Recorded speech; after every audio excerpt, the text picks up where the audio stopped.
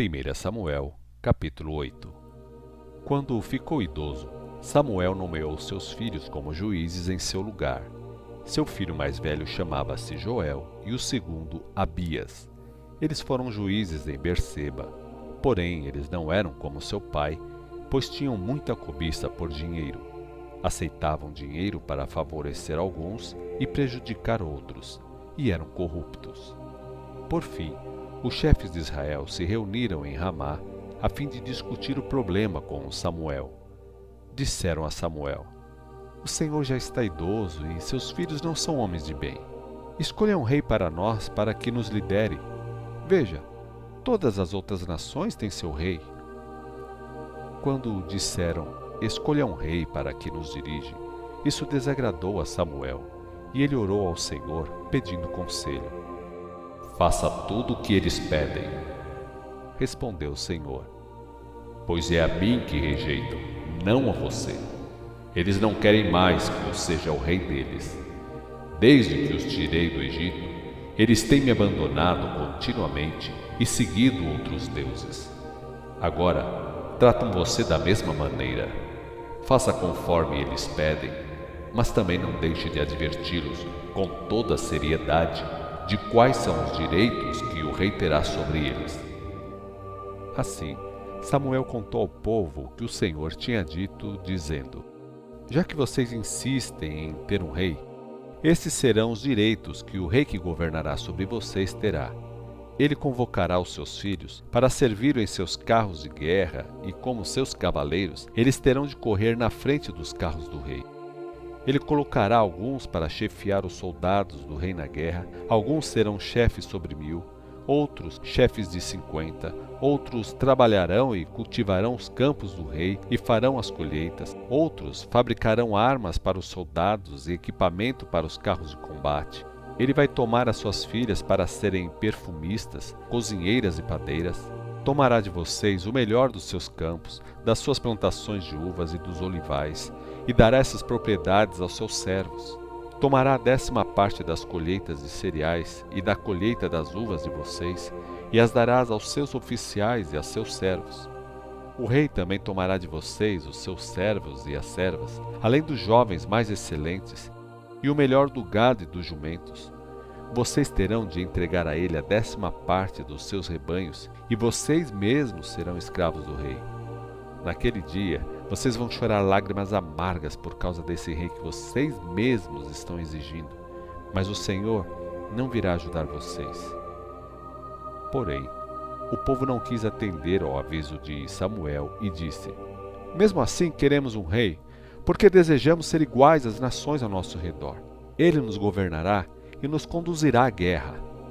Samuel contou ao Senhor o que o povo havia dito, e o Senhor respondeu novamente: "Então faça conforme eles pedem. Dê um rei a eles." Então Samuel disse aos israelitas: "Voltem cada um para a sua cidade." 1 Samuel, capítulo 9. Quis era um homem rico e de grande influência da tribo de Benjamim. Quis era filho de Abiel, neto de Zeror, bisneto de Becorate e trineto de Afia. Ele tinha um filho chamado Saul, jovem e de boa aparência. Não havia outro jovem de melhor aparência entre os israelitas. Era mais alto do que qualquer outro homem daquele povo. Um dia, as jumentas de Quis, pai de Saul, se perderam, e ele disse a Saul: "Leve com você um dos servos e vá procurar as jumentas." Eles andaram por toda a região das montanhas de Efraim e pela região de Salissa, mas não as acharam. Depois foram à região de Salim, percorreram toda a terra de Benjamim e não encontraram os animais em parte alguma. Finalmente, depois de procurar na terra de Zuf, Saul disse ao seu servo: "Vamos voltar para casa. E essas horas meu pai já deve estar mais preocupado conosco do que com as jumentas." Porém, o servo respondeu: "Acabo de pensar numa coisa. Nesta cidade mora um homem de Deus, e todo o povo daqui tem muita consideração por ele, porque tudo quanto ele diz acontece. Vamos ver se o encontramos e talvez ele nos diga onde estão os animais que procuramos. Mas não temos nada com que pagar este homem." respondeu Saul. Até nosso alimento se acabou e não temos nenhum presente para dar ao homem de Deus. O que temos para oferecer? Bem, disse o servo, tenho aqui 3 gramas de prata. Pelo menos podemos oferecer esse dinheiro a ele e ver se ele nos mostra o caminho. Antigamente em Israel, quando alguém ia consultar a Deus, dizia: vamos ao vidente, porque naquela época o profeta era chamado de vidente. Saul concordou. Está bem, vamos. E assim foram para a cidade onde morava o homem de Deus. Quando subiam a colina em direção à cidade, viram algumas jovens que estavam saindo para tirar água. Então perguntaram a elas: o vidente está na cidade? Sim, responderam as moças. Continue por essa estrada e ele mora logo depois da entrada da cidade.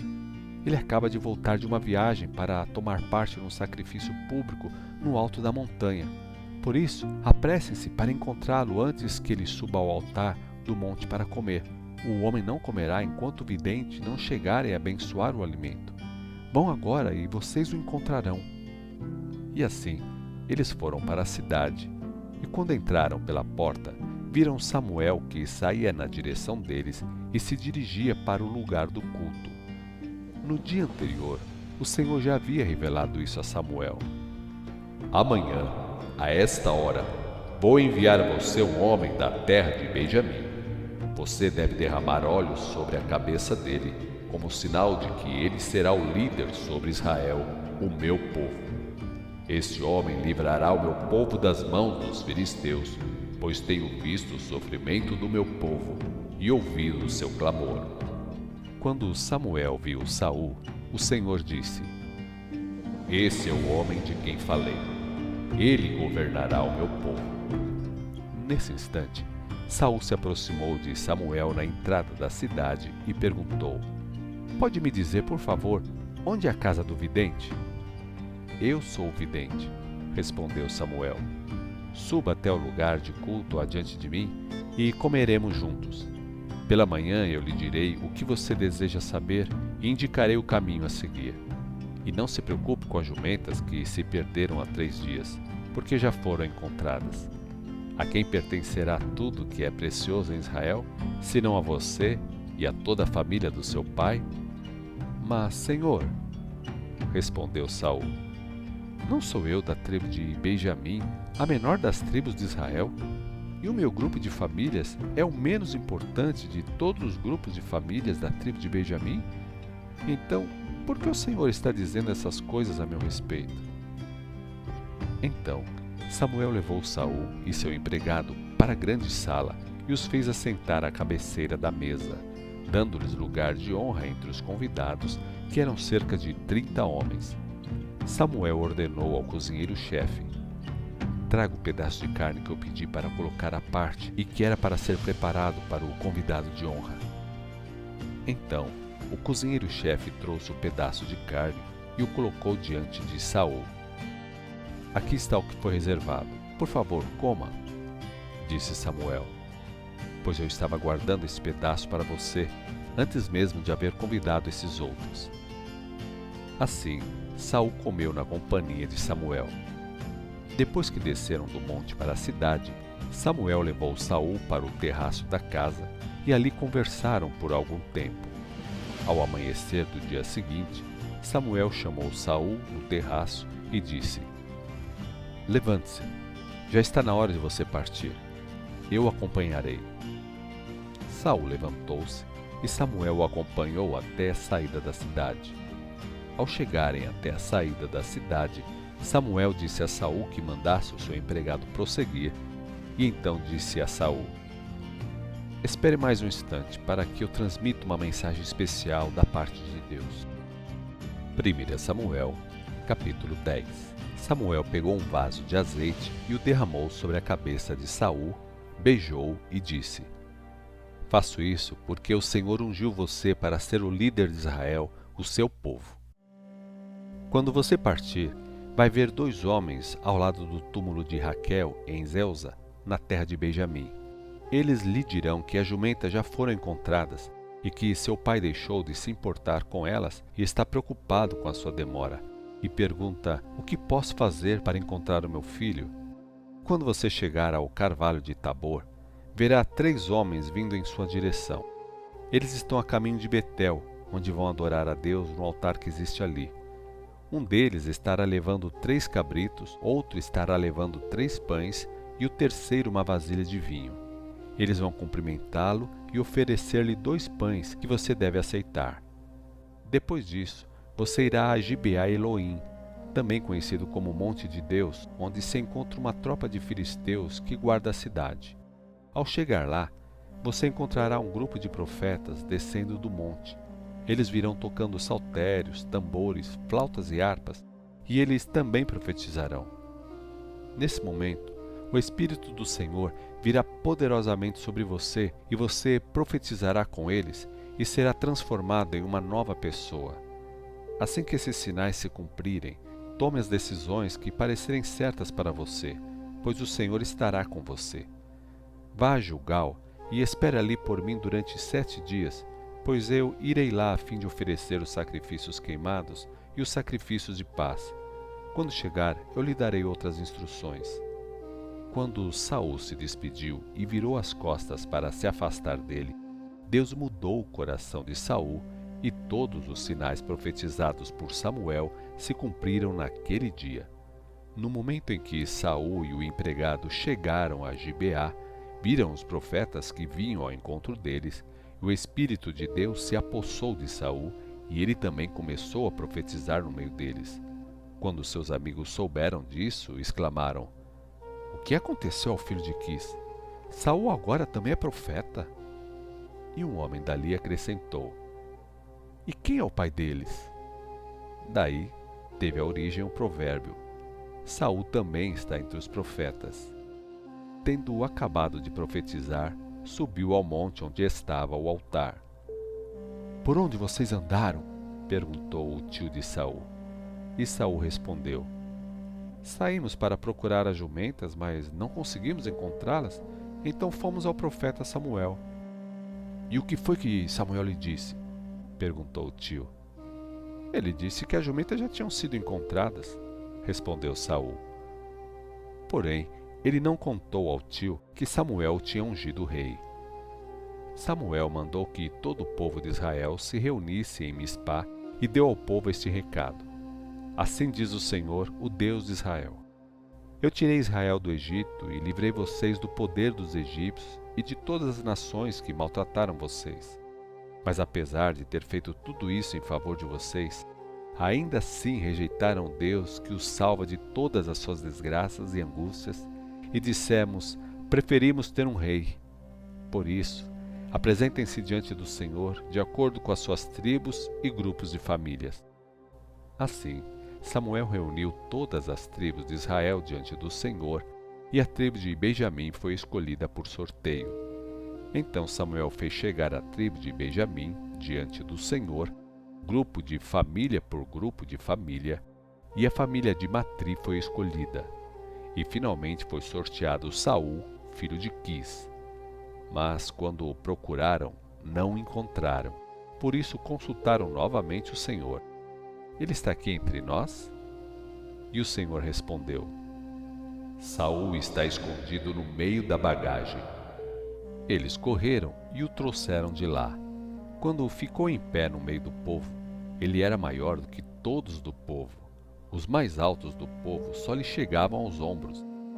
Então Samuel disse a todo o povo: vocês estão vendo o homem que o Senhor escolheu? Pois em todo o povo não há ninguém semelhante a ele. E o povo gritou: viva o rei!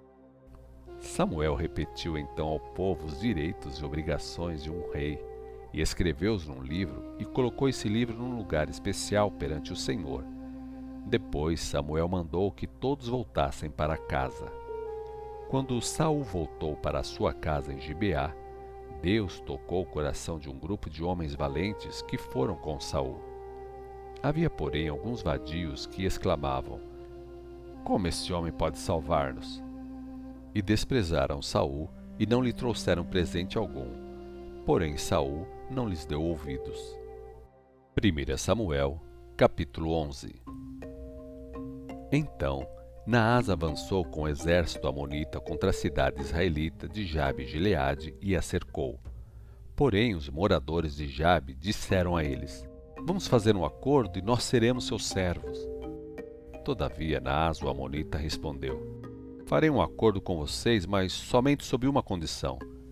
Arrancarei o olho direito de todos vocês como vergonha para todo Israel. Então, as autoridades de Jabe disseram a ele: Dê-nos 7 dias para ver se conseguimos algum auxílio, mandando mensageiros para o restante de Israel. Se nenhum dos nossos irmãos vier salvar-nos, aceitaremos suas condições. Quando os mensageiros chegaram a Gibeá, a cidade onde Saul morava, relataram ao povo a respeito da situação em que se encontravam os moradores de Jabe, e todos começaram a chorar em alta voz. Saul estava arando a terra no campo com 2 bois, quando voltou à cidade e perguntou: O que há com o povo? Por que toda essa gente está chorando? Então contaram a ele a respeito da mensagem que veio de Jabes. Então o Espírito de Deus tomou conta de Saul, e ao ouvir essas coisas ele ficou furioso. Pegou 2 bois e os cortou em pedaços e mandou mensageiros levarem os pedaços por todo o território de Israel. Isso é o que vai acontecer com os bois de todo aquele que não quiser seguir a Saul e Samuel na batalha, anunciou Saul. E Deus fez com que o povo temesse ao Senhor, e todos vieram a ele com um só pensamento. Quando Saul contou os homens de Bezeque, viu que havia 300.000 homens de Israel, além de 30.000 homens de Judá. Em vista disso, mandou os mensageiros de volta a Jabe Gileade com este recado: Nós iremos salvar vocês amanhã antes do meio-dia. Foi enorme a alegria do povo quando os mensageiros chegaram com a notícia. Então os homens de Jabes disseram aos amonitas: Amanhã nos entregaremos a vocês. Vocês podem fazer conosco o que quiserem. Mas bem cedo, na manhã seguinte, Saul chegou.